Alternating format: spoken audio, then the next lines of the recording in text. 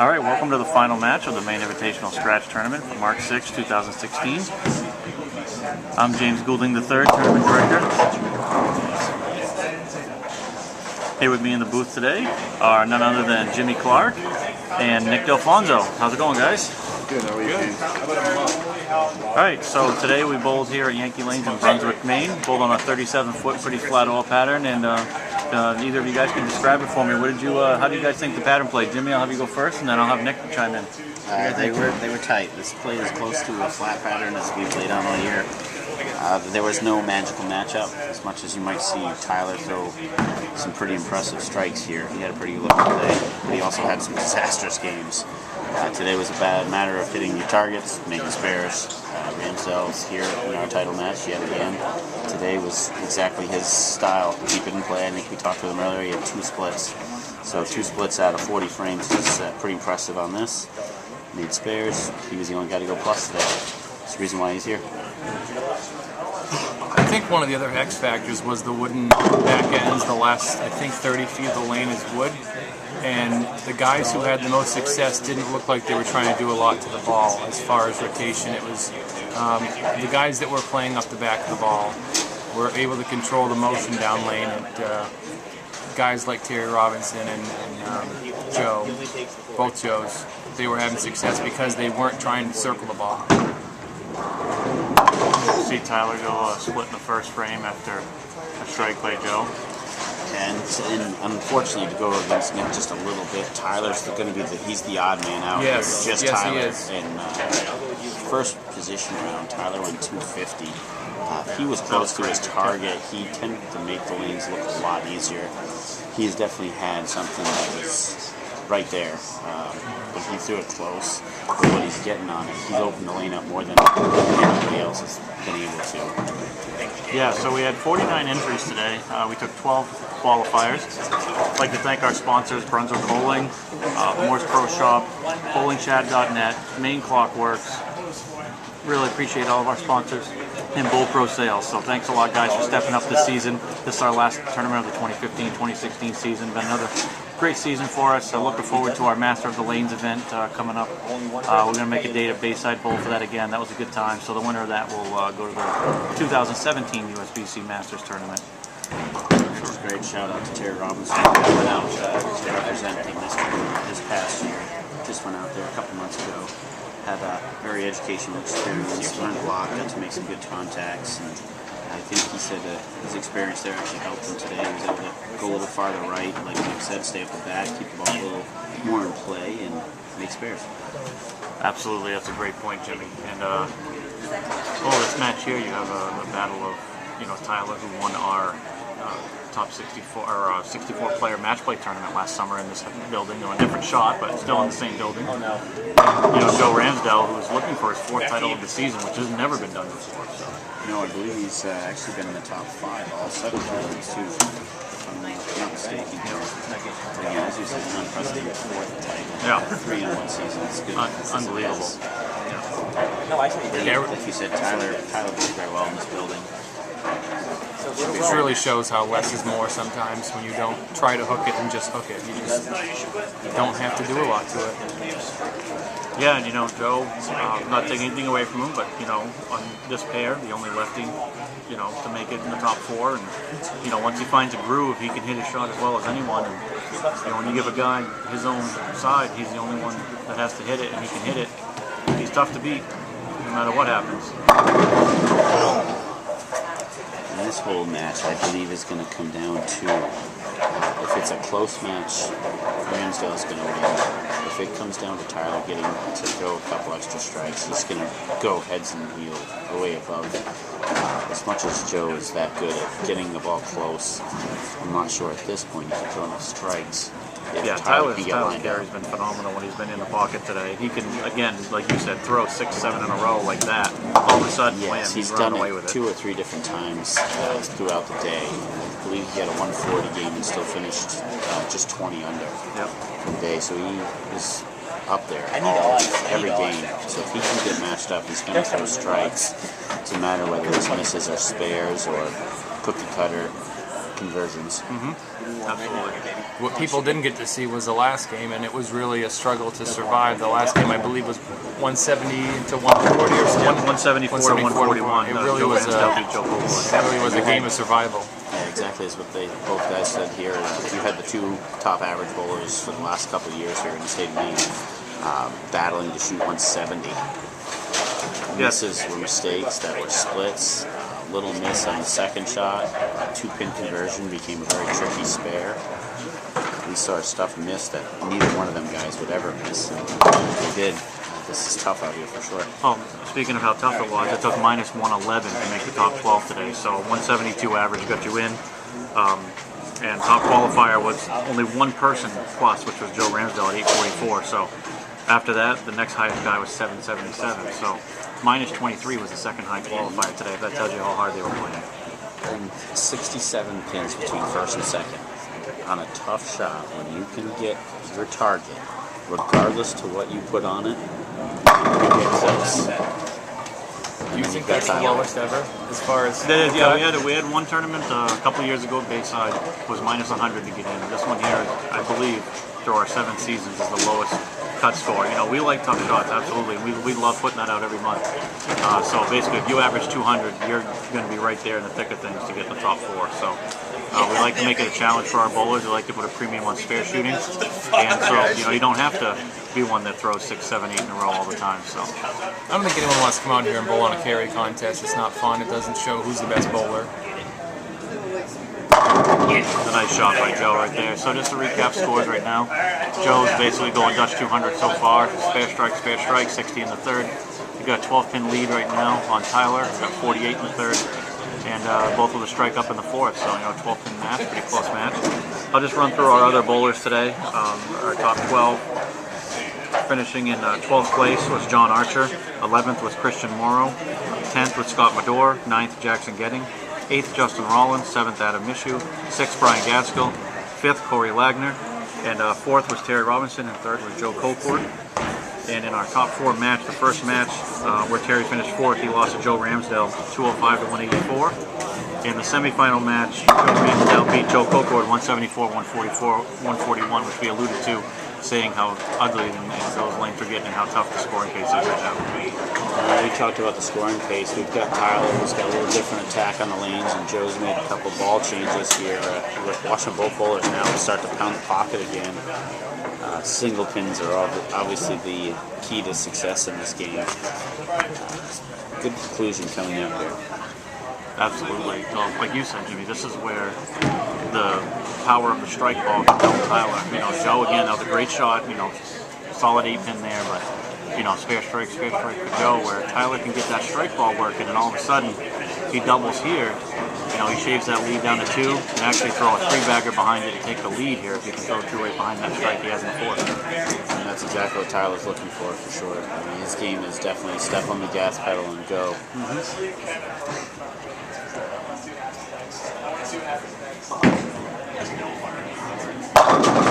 Well, there it is. Now we get a 2-pin match.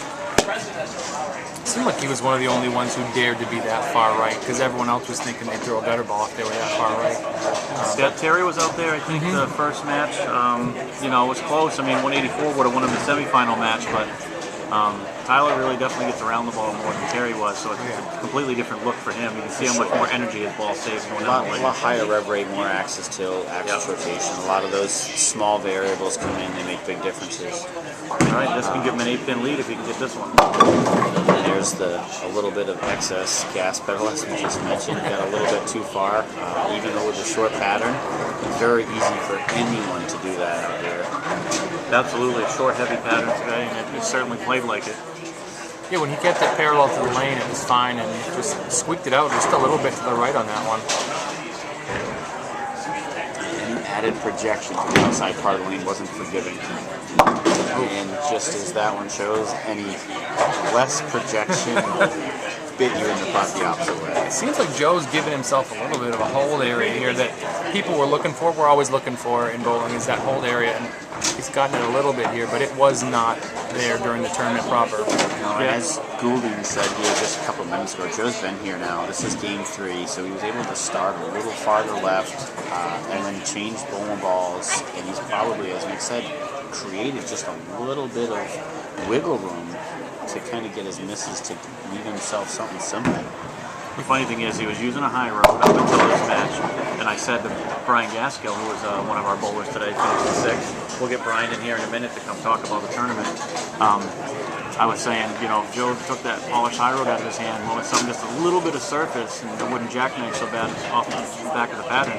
And now he's gone to a zero gravity. It looks like about a 2,000 surface or so on it, so no polish. But a little stronger ball, still high RG, still gets down the lane. Oh, absolutely. Like you said, it just mellows the middle of the lane out a little better. Just gotta get Brian in here. Brian, but, thanks for coming up and bowling in the tournament today. Just give us your thoughts on what happened on the lanes for you and how you think they're playing and what you think's gonna happen here.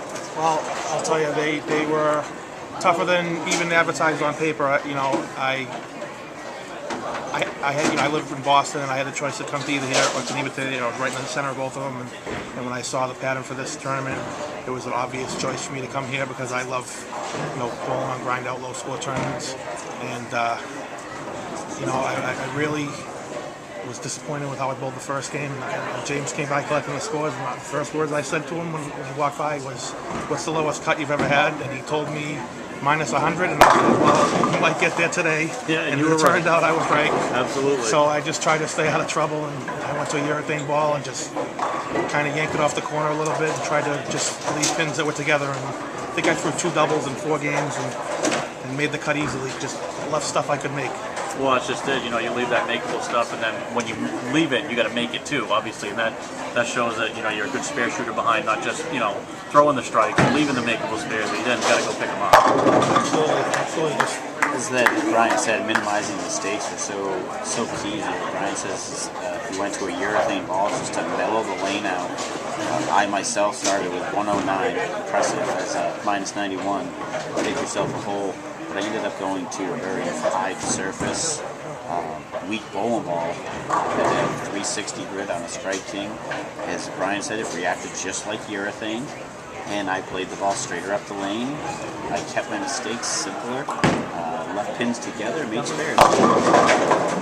I think Tyler's using a Warrior TBI, I think. Yep. And I believe it's the same ball he used most of the day today. That was the advantage across with him. Never got caught up with what he had for a reaction. This is kind of unique with this much axis rotation, and the rev rate's incredible. He gets the ball through the front lane so clean for how much rev rate he has. Exactly. It really is. Just like Brian said, he for the 37-foot pattern, it was still fairly tame for him, and went through the pins incredible. All right, so let's just reset the scores here real quick. We have, looks like Joe has, 118 in the 6th, and Tyler now 121 in the 7th. So, Joe's sitting on a 17-pin lead with a strike up and make that 27 with a strike here. So, not insurmountable, but if he strikes here, it's going to be tough for Tyler to come back. He's going to have to go to the rails. The strike here is going to mean he has to make a mistake. Yep. I think at this point, game 3 on the same pair of lanes, it's going to be tough for him to make that big mistake. Joe's too proud of himself to get the ball too far away from his target. Whether he can get a 9 or a strike, he's going to be happy with a 9. Absolutely. Like Brian said, minimize the mistakes and then capitalize on it. 9 spares with every frame. Yep. I said that about middle of game 2 to the guy I was talking with. I said, I'll take 9 spare every frame the rest of the day. I don't care if I ever throw a strike. Exactly. Give me Brian stuff I says can make. 9 spare across the game is a 190. It took 172 to make the cut. So you did not have to strike to make the cut today. Get it close, make your spares. He actually expressed that same thought pretty heavily on a couple of junior bowls we had in the field today that unfortunately struggled real hard and unfortunately averaged very poorly. But they get caught up in trying to throw strikes and make the best shot they can instead of just giving the ball simply to their target. As Brian has said here, simplify it, keep the mistakes to a minimum, make spares. Absolutely, that's a good point. It's nice when some of the junior bowlers want to challenge themselves on these patterns, but again, premium on shot making, a premium of not just speed, rotation, but hitting your target every time, and you got to put all that together when the shot's playing tough. It's a pretty flat pattern. you know, Joe's going to be happy with that 17 pin lead, now 16 pins, but, you know, he's leaving this as an easy spare every time, a single pin lead. He's going to force Tyler to have to throw strikes. Get them all, stays clean. Yep. Great spare maker, great shot maker. 9 spare, 9 spare, 9 spare. If Tyler can catch 4 or 5 in a row to beat him, I think he'd be upset with him. Plus, is it, you know, you look at the scores right now, Tyler can strike out 9 and 10 for 201. Joe right now is going at a 197 pace, so, I mean, Tyler's going to have to throw strikes. Have to throw a triple hit. Yep. Exactly. Joe just keeping the ball in play forces Tyler to throw that great a shot, so not to doubt any of Tyler's capabilities, but it has to be good. It's a lot to ask of someone to throw 4-bagger on this pattern right now. Absolutely. He's going to have to throw at least a double just to make him show up. Yep. Yep.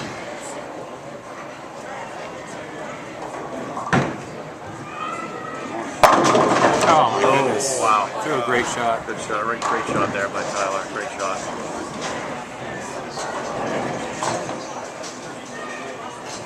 Joe maintains that 17 pin lead going into the 10th frame. As long as Tyler covers the 9 pin, Tyler a good spare shooter, or he wouldn't be here today. So I expect him to make this spare going into the 10th. Tough one there. That was brutal. That was brutal. Only to have the ball just go a little bit too much on. Either got the byproduct of him having a little more of that axis tilt rotation, saving a little bit to the back. Watch the ball go through the ball ball. through the front so easy. Yeah. It just saves so much and he creates so much with the rev rate. Yeah, it looks like someone kicked the thing when it gets about 45 feet down Yeah, the lane. I didn't see anybody else today get their ball that far right, that far down lane, and get it to recover. Yeah. He is the exception today. It was impressive. And unfortunate after that great shot that didn't 6-pin to roll forward. It's a little bit antsy and didn't throw that good shot. It's looking like we're going to have Joe Ramsdell number 3 taking a big play number 4 here. Yeah, I mean, right now, basically, you just have to keep the ball in the lane. Jim's got like a spare strike for 178. Joe's 157 and the 8 to the spare up, so it's, they say almost academic, but it pretty much is.